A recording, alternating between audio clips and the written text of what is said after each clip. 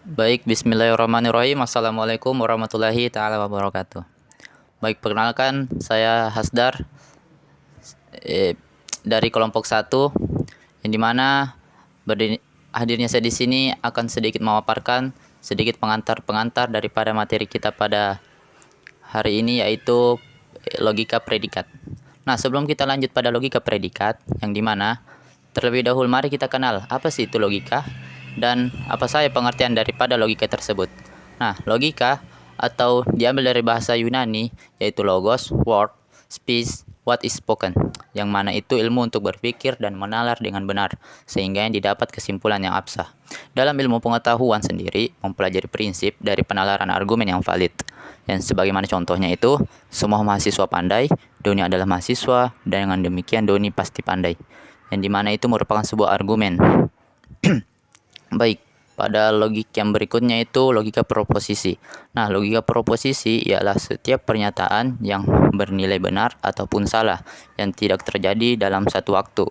Nah, seperti Badu kenyang, yang berarti Badu tidak lapar. Berikutnya itu, baik, logika proposisi. Logika proposisi ialah suatu pernyataan yang hanya memiliki nilai benar ataupun salah yang terjadi dalam satu waktu. Seperti contoh, yaitu Badu kenyang, yang mana itu berarti Badu tidak lapar. Baik, mari kita lanjut pada inti materi kita pada hari ini, yang itu logika predikat. Apa sih logika predikat?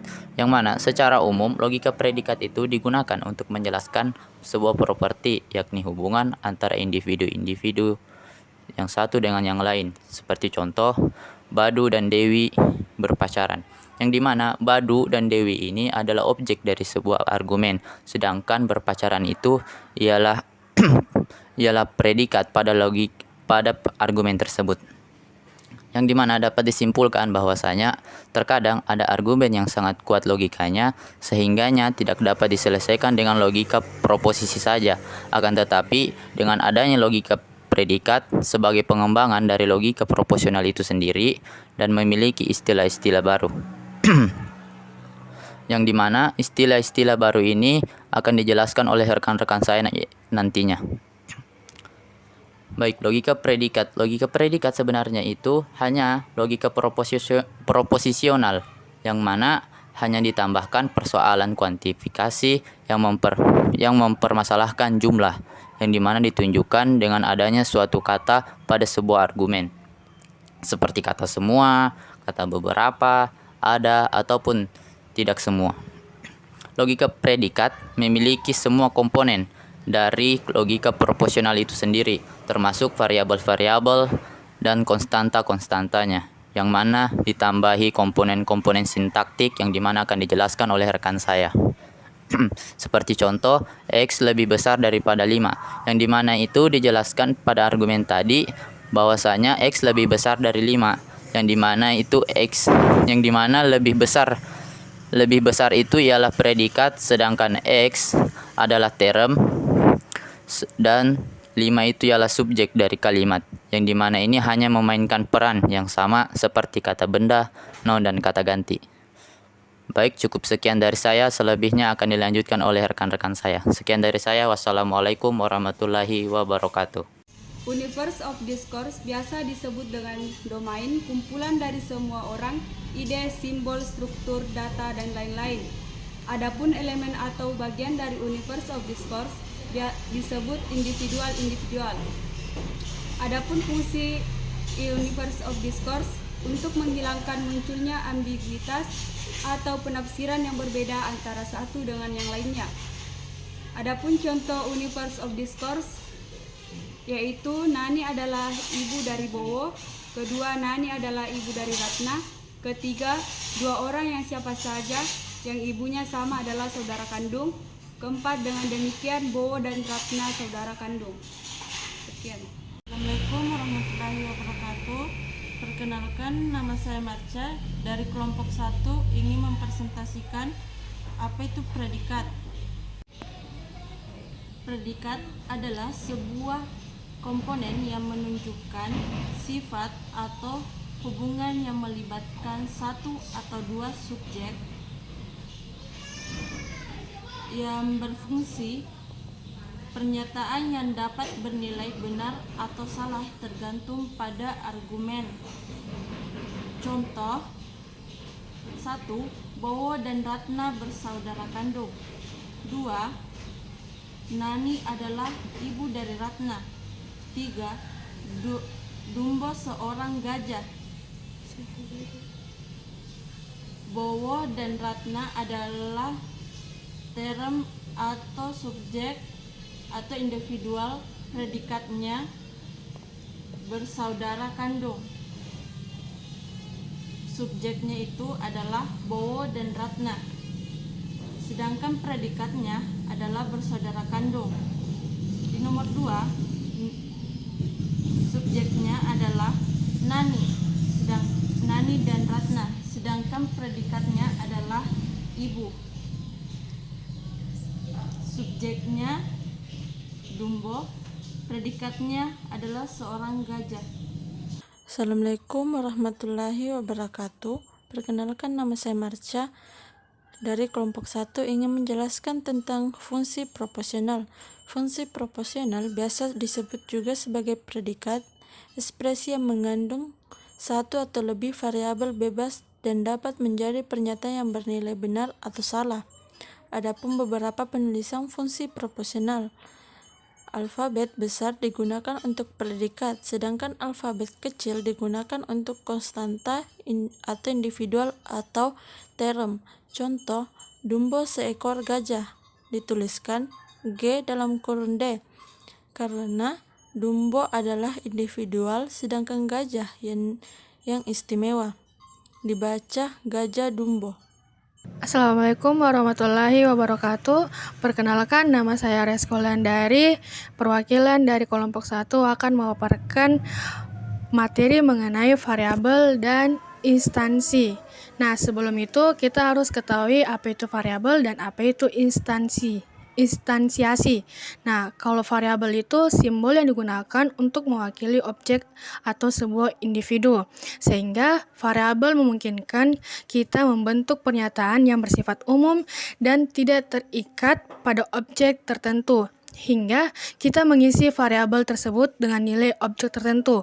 Nah, contoh dari variabel itu sendiri, di mana X merupakan bilangan genap. Lanjut, instansiasi. Nah, instansiasi itu adalah proses mengubah atau menggantikan variabel dengan suatu objek atau nilai tertentu.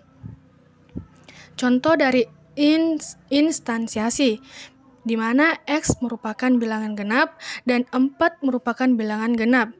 Jadi, bisa dikatakan X itu dapat diganti sehingga membuat pernyataan menjadi lebih spesifik dan membenarkan suatu argumen. Ya baik, terima kasih. Assalamualaikum warahmatullahi wabarakatuh. Perkenalkan, nama saya Selvi Nadel dari kelompok 1, ingin memaparkan materi tentang kuantor. Nah, di mana kuantor ini deskripsinya yaitu simbol atau operator yang digunakan untuk menyatakan ruang lingkup atau jumlah objek yang memenuhi suatu kondisi dalam sebuah argumen. Nah, kuantor membantu kita menyatakan apakah suatu pernyataan berlaku untuk semua objek atau hanya untuk beberapa objek dalam domain tertentu. Nah, jenis-jenis kuantor ada 2, yaitu kuantor universal dan kuantor eksistensial.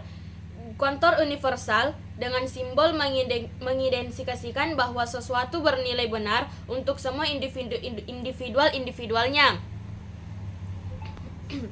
Simbol A terbalik berarti semua atau untuk setiap.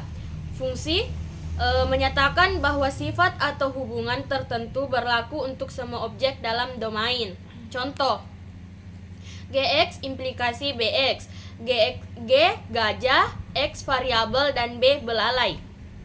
Nah, di mana jika X adalah gajah, maka X mempunyai belalai. Di dalam logika predikat, contoh tadi masih memiliki persoalan tersisa, yakni bagaimana membuat notasi yang mampu menunjukkan semua gajah. Karena X masih bisa ditafsirkan mungkin saja hanya satu gajah. Maka, kuantor universal X, GX implikasi BX. Jadi sekarang dapat dibaca untuk semua X, jika X seekor gajah, maka X mempunyai belalai. Nah, kontor eksistensial disimbolkan dengan kontor eksistensial mengindikasikan bahwa sesuatu terkadang bernilai benar atau setiap individu. Ini mengindikasikan bahwa sesuatu kadang-kadang bernilai benar untuk individu-individualnya. Nah, fungsinya yaitu menyatakan bahwa ada setidaknya suatu objek dalam domain yang memenuhi sifat atau hubungan tertentu. Contoh, pelajar X dan memperoleh beasiswa X. Masih timbul permasalahan setelah diberi kontor eksistensial X, PX, dan BX, di mana itu P belajar dan B memperoleh beasiswa. Oke, baik, bismillahirrahmanirrahim. Assalamualaikum warahmatullahi wabarakatuh. Perkenalkan, nama saya Muhammad Hasan Saputra. Saya di sini akan menjelaskan tentang mempredikatkan satu dan varietas objek, yang dimana mempredikatkan satu dan varietas objek merupakan konsep yang digunakan untuk menghubungkan objek-objek dengan predikat tertentu berdasarkan jumlah objek yang dipredikatkan. Predikat lagi terbagi menjadi dua, yaitu predikat unari dan predikat nari, di mana predikat unari merupakan predikat yang hanya melibatkan satu objek. Contoh, Badu seorang mahasiswa, dituliskan M dalam kurung B. Predikat unari merupakan varietas melibatkan lebih dari satu objek. Contoh, setiap orang mencintai Yogyakarta, dituliskan C dalam kurung X, J. Nah, pengertiannya M adalah mahasiswa, B adalah Badu, X adalah orang, J adalah Yogyakarta, dan C adalah mencintai.